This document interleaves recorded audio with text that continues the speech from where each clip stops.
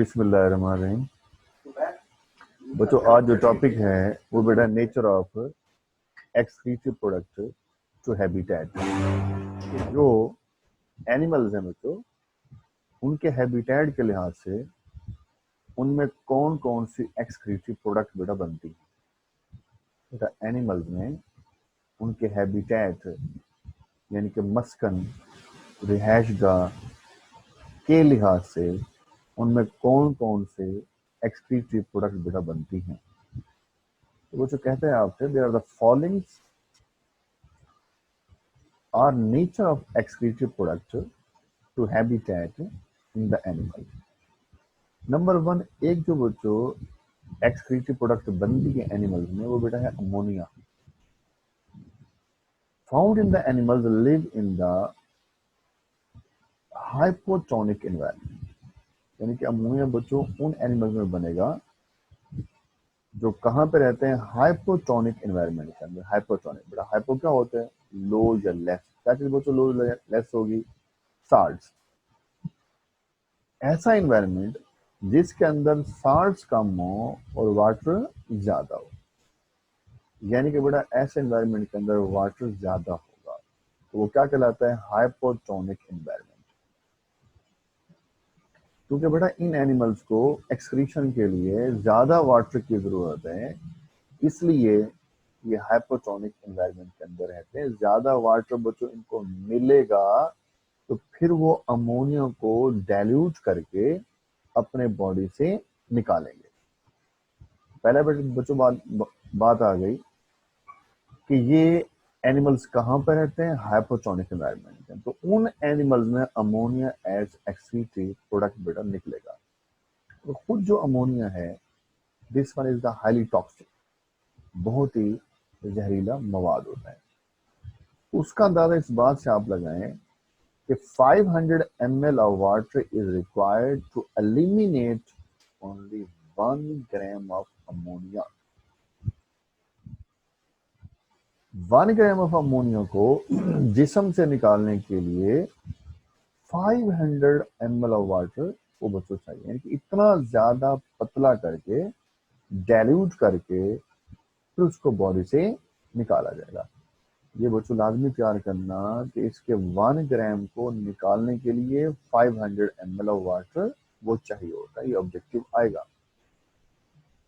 A large amount of water is required to eliminate ammonia in the form of the urea। बहुत ज्यादा water चाहिए। क्यों चाहिए, कि अमोनिया को यूरिया में तब्दील करके जिस्म से निकालने के लिए। ठीक है मेरे बच्चों, ये तो बच्चों बात खत्म हो गई है। फिर उसके बाद या फिर एनिमल्स में यूरिया एज एक्सक्रीटिव वेस्ट वो निकलता है। अब यूरिया बच्चों किन एनिमल्स में निकलेगा, कहते हैं आपसे animals living in the low supply of water, जिनको वाटर की सप्लाई बच्चों कम मिलती है। तो बेटा हमें पानी कम मिलता है, हम जरूरत के तहत उसको पीते हैं। कभी कभी बच्चों उसको पीते हैं, फिर मखसूस टाइम के बाद जब उसकी डिमांड होती है तो पानी बच्चों में कम मिलता है। उनकी निस्बत कम मिलता है जो पानी के अंदर रहते हैं। और urea is less toxic as compare to the ammonia. Ammonia की निस्बत यूरिया बच्चों लेस टॉक्सिक है, ज्यादा जहरीला मवाद नहीं है। जैसे बेटा पहले आगे आ जाओ, 50 ml of water is required to eliminate 1 gram of urea. अगर बॉडी के अंदर 1 ग्राम ऑफ यूरिया हो बच्चों, उसको निकालने के लिए 50 ml ऑफ वाटर चाहिए होता है। बच्चों अमोनिया के अंदर हमने पढ़ा था, अगर वो 1 ग्राम होगा उसको निकालने के लिए 500 ml ऑफ वाटर वो रिक्वायर्ड होता है। जबकि बेटा यहाँ पर 1 ग्राम को निकालने के लिए 50 ml ऑफ वाटर बच्चों चाहिए होता है। जैसे बच्चों अगर हम अपने आप को देखें ना, हमारे यहाँ छोटा पेशाब निकलता है, उस छोटे पेशाब के अंदर अक्सर बच्चों पानी आ रहा है, उसके साथ वाटर आ रहा है। जिस चीज को हमने निकालना है वो उसके अंदर वो यूरिया खड़ा होगा। तो यूरिया को निकालने के लिए साथ बच्चों वाटर भी हमें निकालना पड़ता है, तो खामखा पानी जिस्म से जाया हो रहा होता है। देन या फिर यूरिक एसिड भी एक्सक्रीटरी वेस्ट बच्चों हो सकता है। अब यूरिक एसिड बच्चों किन में बनता है? Animals living in acute shortage of water. In animals में पैदा होगा जिनको बहुत कम बच्चों पानी मिलता है, पानी उन्हें बहुत ही कम मिलता है, या पानी बहुत ही कम वो पीते हैं, या इस्तेमाल बहुत ही कम करते हैं, या तो उनको बच्चों मिलता नहीं है, या वो खुद ही बहुत कम इस्तेमाल करते हैं, उनकी डिमांड ही कम है। तो उन एनिमल्स में यूरिक एसिड पैदा होगा जिनको एक्यूट शॉर्टेज ऑफ वाटर की सप्लाई मिलती है, बहुत कम पानी उनको मिलता है, और कहते हैं बेटा least toxic as compare to the all other. Uric acid ammonia और यूरिया की निस्बत बहुत ही कम जहरीला है। बच्चों याद करना, सबसे ज्यादा जहरीला मवाद अमोनिया, उससे कम यूरिया, और सबसे कम बच्चों यूरिक एसिड होता है। और बहुत ही कम पानी चाहिए होता है इसको निकालने के लिए। उसका अंदाजा बड़ा लगाएं, कहते हैं कि only 1 ml of water is required to eliminate 1 gram of uric acid. बच्चों 1 ग्राम यूरिक एसिड को निकालने के लिए सिर्फ 1 ml ऑफ वाटर चाहिए। अब बेटा याद करो, अगर अमोनिया का 1 ग्राम होगा, उसको निकालने के लिए कितना वाटर चाहिए? 500 ml। अगर 1 ग्राम ऑफ यूरिया बेटा होगा तो फिर 50 ml ऑफ वाटर चाहिए होता है। अगर 1 ग्राम ऑफ यूरिक एसिड होगा तो उसको निकालने के लिए ओनली 1 ml, नॉट 5 ml। याद करना, वो तो बच्चे कहते हैं शायद 5 ml चाहिए, नहीं, ओनली 1 ml चाहिए। वो कंफ्यूज इस वजह से होते हैं कि शायद पहला 500 ml है, फिर उसके बाद 50 ml है, तो यूरिक एसिड के अंदर में भी 5 ml होगा। नहीं, यहाँ 5 बच्चों नहीं है, बल्कि ओनली 1 ml ऑफ वाटर वो चाहिए होता है 1 ग्राम ऑफ यूरिक एसिड को निकालने के लिए। देखो बच्चों, जिन एनिमल्स में पैलेट्स बनती है, पैलेट्स, बीट जिसे हम कहते हैं विट, तो जिनमें बीट बनती है उनके अंदर यूरिक एसिड होता है। जैसे बेटा हम कहते हैं बर्ड्स हैं, चिकन्स हैं, अगर उसके बीट को आप देखें ना, उसमें जो व्हाइट एरिया आ रहा होता है वेस्ट के साथ, वो उसका यूरिक एसिड है, बाकी उसका खाया पिया होता है। अब बीट वो तो सेमी सॉलिड होती है, उसमें साथ वाटर भी आ रहा होता है, लेकिन बहुत कम होता है। तो आगे बेटा एक बात याद करना कि अमोनोटैलिक और अमोनोटैली में फर्क क्या है। अमोनोटैलिक वो जो एनिमल्स हैं, वो एनिमल जो एज अ वेस्ट अमोनिया निकालते हैं बच्चों, वो एनिमल्स जो एज अ वेस्ट अमोनिया निकालते हैं, उन एनिमल्स को हम अमोनोटैलिक कहते हैं। तो अमोनोटैली क्या होगा? ये प्रोसेस का नाम। The process of elimination ammonia as a waste is called ammonotely. थोड़ा याद करना कि अमोनोटैलिक खुद वो एनिमल होगा, और अमोनोटैली वो तो प्रोसेस का नेम होगा। सेम उसी तरह जैसे यूरियोटैलिक एनिमल्स हैं और यूरियोटैली ये प्रोसेस हो जाएगा। अगर एंड पर आईसीआर आओ तो वो एनिमल है। अमोनोटैलिक, यूरियोटैलिक, यूरिकोटैलिक, ये एनिमल्स हैं। अगर एंड के ऊपर एल वाई आ रहा हो, अमोनोटैली, यूरियोटैली, यूरिकोटैली, वो प्रोसेस का नाम। जैसे बेटा आगे बयान करते हैं कि यूरिकोटैलिक भी है। यूरिकोटैलिक उस तरह बेटा एनिमल्स हैं, और यूरिकोटैली प्रोसेस का नाम होगा। बेटा पीछे आ जाए तो हम डायग्राम देखते हैं इसकी तरफ, ये आपकी बुक में तो बनी हुई है डायग्राम, ठीक है। इधर बेटा फॉर एग्जाम्पल बेटा प्रोटीन है, आपने प्रोटीन खाई है, जैसे बच्चों कहते हैं गोश्त है, दाल हो सकती है और प्रोटीन है। जब बड़ा प्रोटीन टूटेगा तो उसके टूटने से उसके जो बेसिक यूनिट हैं अमाइनो एसिड वो अलग हो जाएंगे। यानी कि प्रोटीन के टूटने से बच्चों क्या असर हुआ, अमाइनो एसिड। जब बेटा अमाइनो एसिड ब्रेक होगा तो उसमें से अमाइनो ग्रुप अलग होगा। बड़ा पीछे पड़ा था, removal of amino group from amino acid, removal of amino group from amino acid is called deamination. ये अमल बच्चों डीअमाइनेशन कहलाता है। दूसरे बड़ा पता है कि प्रोटीन के टूटने से भी आखिरकार अमाइनो ग्रुप बच्चों हासिल होता है। सेम बेटा उसी तरह जैसे न्यूक्लिक एसिड है, डीएनए या आरएनए है। न्यूक्लिक एसिड जब टूटेगा तो उसके टूटने से नाइट्रोजीनस बेसिस हासिल होते हैं, यानी कि बच्चों प्यूरीन और पैरिमिडीन बेसिस। पढ़ा था आपने, प्यूरीन और पैरिमिडीन बेसिस किसके टूटने से हासिल होती है, न्यूक्लिक एसिड के बच्चों डीएनए और आरएनए के टूटने से। जब फर्दर नाइट्रोजनस बेसिस टूटेंगी तो उसमें से भी अमाइनो ग्रुप हासिल होता है।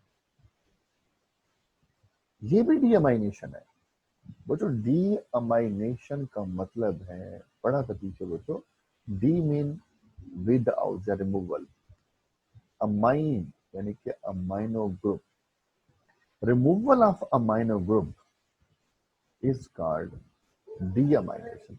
अब बेटा ये जो अमाइनो ग्रुप है ये आगे चलकर उन्हीं 3 नाइट्रोजनस वेस्ट में चेंज हो जाते हैं। या तो बेटा हासिल होता है इससे अमोनिया, बच्चों अमाइनो ग्रुप आगे चलकर अमोनिया में भी चेंज हो सकता है। अब अमोनिया बच्चों कहां बनता है, मोस्ट एक्वाटिक एनिमल्स, अक्सर अक्सर not all, most aquatic animals including many fishes, सारे नहीं अक्सर फिशेस के अंदर और एक्वाटिक एनिमल्स में अमोनिया एज अ वेस्ट बच्चों बनता है। फिर या तो बेटा अमाइनो ग्रुप से यूरिया हासिल होगा। अब बच्चों यूरिया किस में बनता है, मैमल जैसे बेटा हम है, ये एलिफेंट खड़ा हुआ है, टाइगर है, लाइन है, कैट है, एटसेट्रा। एम्फीबियंस जैसे बेटा हम कहते हैं फ्रॉग है, सेलेमेंडर है, न्यूट्स है, शार्क, ये बड़ी बड़ी मछली है। मैमल सारे हैं, एम्फीबियन सारे हैं, शार्क है और सम बोनी फिशेस, मुझे बताया था बोनी फिशेस और छोटी मछलियां जिसको हम खाते हैं, जो आम जिंदगी में खाते हैं वो बोनी फिशेस हैं, उनमें यूरिया बनता है। या फिर वही अमाइनो ग्रुप बेटा चेंज हो सकता है किसके अंदर, यूरिक एसिड के अंदर। यूरिक एसिड किसमें बनता है, बर्ड्स के अंदर, बताया था वो तो जिसमें बीच बनती है, पैलेट्स बनती है, तो ऐसे बर्ड्स हैं उनमें यूरिक एसिड है। बेटा इंसेक्ट्स हो गए, मैनी रेप्टाइल्स, रेप्टाइल बच्चों स्नेक वगैरह हो गया, ठीक है, क्रोकोडाइल है, डायनासोर्स वगैरह थे, तो कहते हैं इनमें यूरिक एसिड बनता है। लैंड स्नेल, तो जो घूंगे सिपियां पड़ते हैं स्नेल वगैरह, पहले मुलस्का वाले, उनमें यूरिक एसिड ये बड़ा बनता है। चाहे बड़ा अमोनिया हो, यूरिया हो या यूरिक एसिड हो, तीनों ये नाइट्रोजन से वेस्ट आ रहे हैं। नाइट्रोजन बेटा इनके अंदर आपको नजर ये आ रही है। तो बेटा टॉपिक खत्म है, ठीक है, आगे बड़ा बयान करते हैं। फिर यहाँ पे आते हैं, अब एक नया बच्चों टॉपिक स्टार्ट हो रहे हैं, एक्सक्रीशन इन द हाइड्रा। बच्चों हाइड्रा आपने पढ़ा है, ये फाइलम सीलेंट्रेटा यानी कि निडेरिया में शामिल है। कहते हैं बच्चों have no specialized organs of excretion, इनमें बकायदा कोई एक्सक्रीटरी ऑर्गन्स होते नहीं है, कुछ भी नहीं है, नथिंग। और हाइड्रा बच्चों एक्वाटिक है, वाटर के अंदर होता है, पानी में मौजूद है। तो फिर इसके बॉडी के अंदर जो वेस्ट बनता है वो उसको कैसे निकालेगा, simply by the diffusion, diffusion से निकालेगा। एक तो डिफ्यूजन होगी और वेस्ट क्या बनता है, अमोनिया बनता है। जैसे भी हम कहते हैं ना, फॉर एग्जाम्पल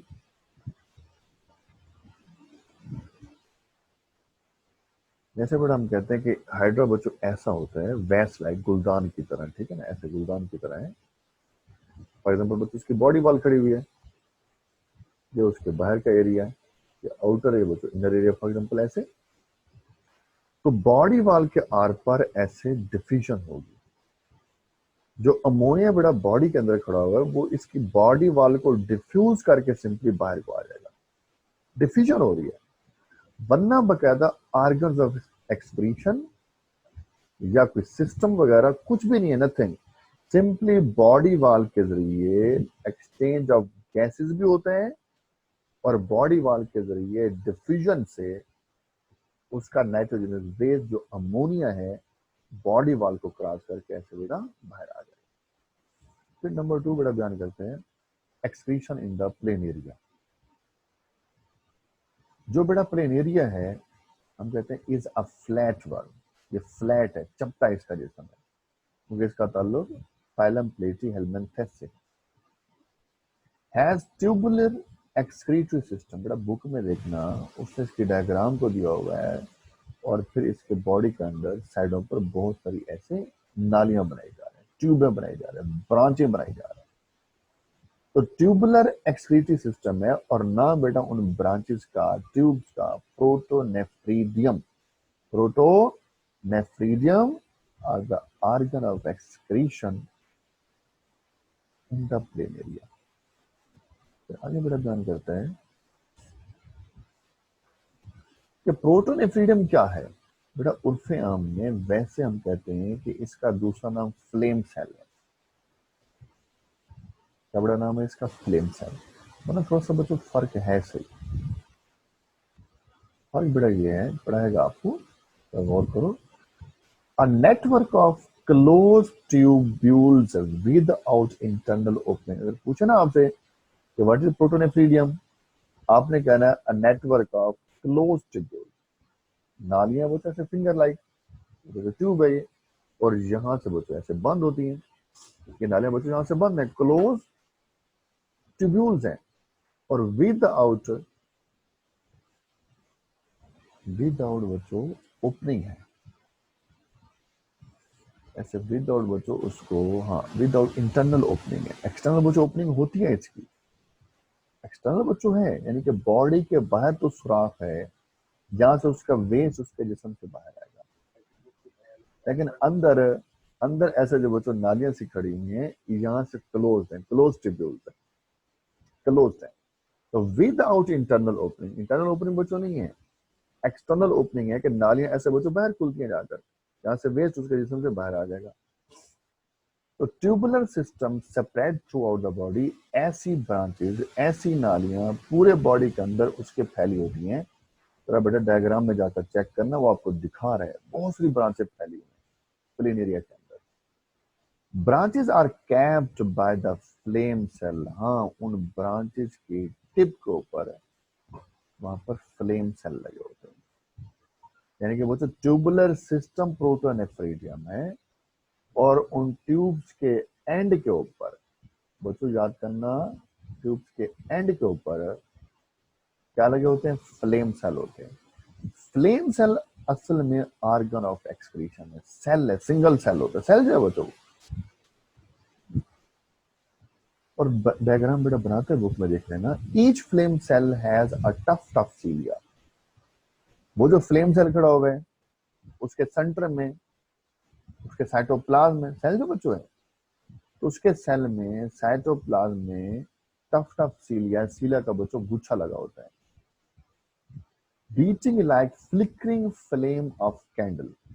वो जो सीलिया का गुच्छा है तो कैसे लहराता है? जैसा कि मोमबत्ती का टिमटिमाता हुआ शोला हो। फ्लिकरिंग फ्लेम, टिमटिमाता हुआ शोला, जैसे बच्चों फ्लेम जल रहा होता है, टिमटिमा रहा होता है। तो जब वह गुच्छा बच्चों ऐसे लहराता है तो ऐसे लगता है जैसे कि मोमबत्ती का टिमटिमाता हुआ शोला। इस वजह से इसका नाम है फ्लेम सेल। उस बच्चों गुच्छे के साइटोप्लाज्म में लहराने का मतलब ये होता है कि उस वेस्ट को आगे धक्का लगाना, ताकि उस एक्सटर्नल ओपनिंग के जरिए जिस्म से उस वेस्ट को निकाला जाए।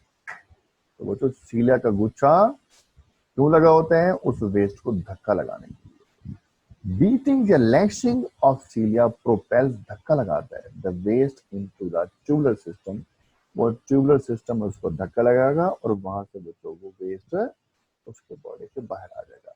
और यहाँ पर वेस्ट बेटा बनता क्या है, a very dilute urea is the waste.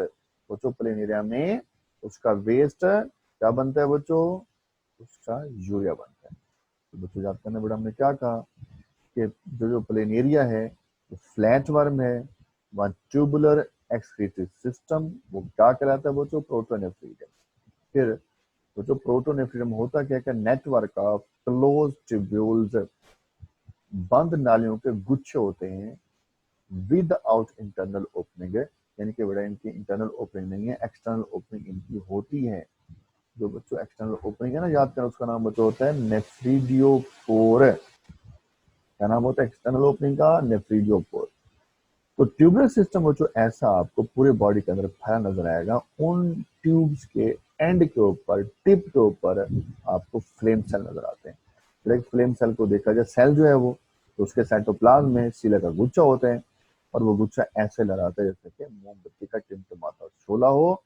और सीला के लहराने का मकसद होता है कि उस वेस्ट को बच्चों आगे धक्का लगाना, ताकि वो वेस्ट उसके जिस्म से निकल जाए। और उसका वेस्ट बड़ा होता क्या है, वो एक डाइल्यूट यूरिया है। तो बड़ा इसके बॉडी से उसका वेस्ट बच्चों ऐसा निकलता है जैसे कि बच्चों हमें पसीना आ रहा। बच्चों आपकी स्किन में स्वेट ग्लैंड तो लगे हुए हैं, तो आपको बच्चों हैं जहाँ से आपका स्वेटिंग होती है, आपकी जहाँ से आपका पसीना निकलता है, लेकिन वो सुराग नजर नहीं आ रहे। तो सेम जो फ्लेम सेल बच्चों होते हैं, उसकी एक्सटर्नल ओपनिंग है, उस प्लेनेरा के पूरे जिस्म पर ये ऐसे सैकड़ों हजारों फ्लेम सेल बच्चों लगे होते हैं, जहां से उसका वेस्ट ऐसे निकलता है जैसे कि हमें पसीना आ रहा हो। उसके वेस्ट के निकलने की वजह से उसका पूरा का पूरा जो बॉडी है का बच्चों वेट हो जाएगा, गीला हो जाएगा। और गीली सरफेस का बड़ा फायदा है, वहां से एक्सचेंज ऑफ गैसेज है वो आसानी के साथ मेरे बच्चों होता है। ठीक है ना मेरे बेटा।